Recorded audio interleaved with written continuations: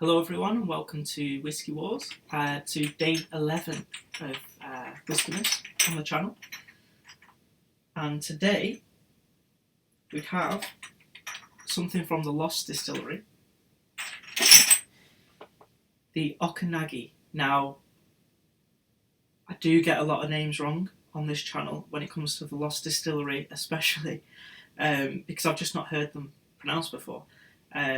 And also I don't do, on this little series for Christmas, I don't do research on the whiskies before I try them, so that it could be an off-the-cuff short review and you get my first impressions of the whiskey.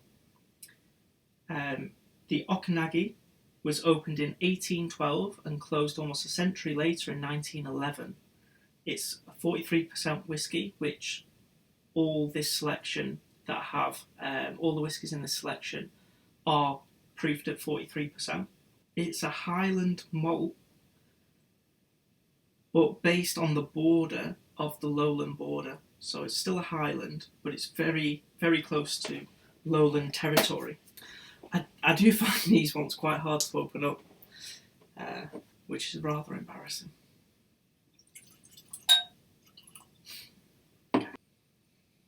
Ooh, that's a pleasant nose. Very floral, very honeyed, straight away.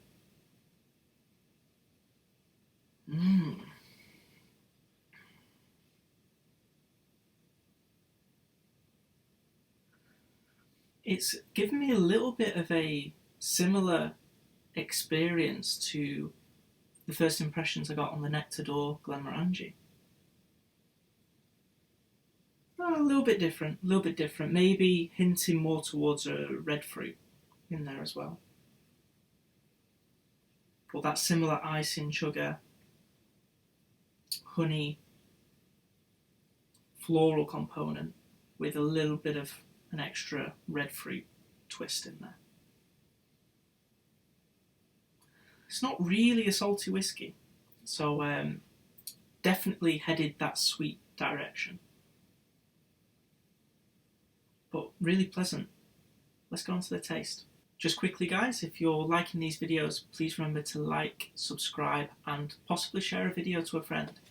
Anyway, back to the review. Okay, really quite different now on the taste. Very, very sweet. Which I do remember the Dalaruin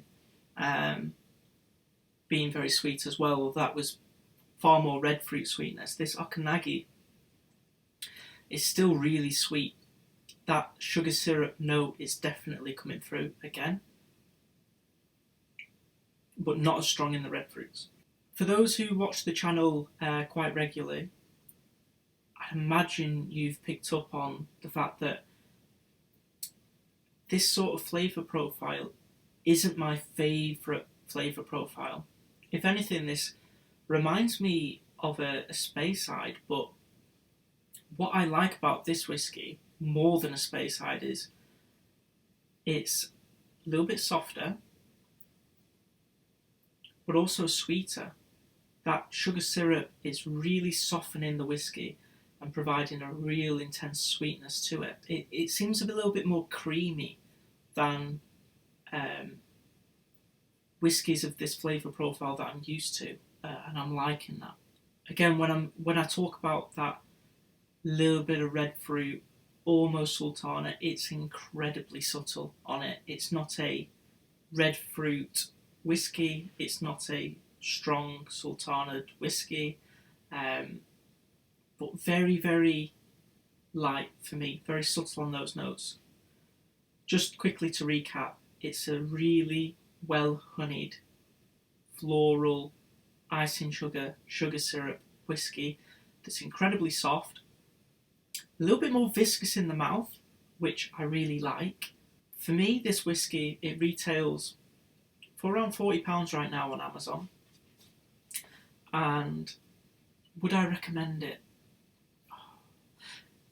For me, £40 is a little bit steep. I really like this whiskey. It's really nice.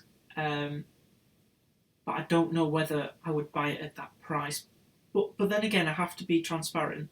this is not my favourite flavour profile in a whisky, although of the whiskies with a similar flavour profile, this is one of my favourite ones. So it is good, and I would recommend it, and I know a lot of people will like this whisky, and that's why I do recommend it.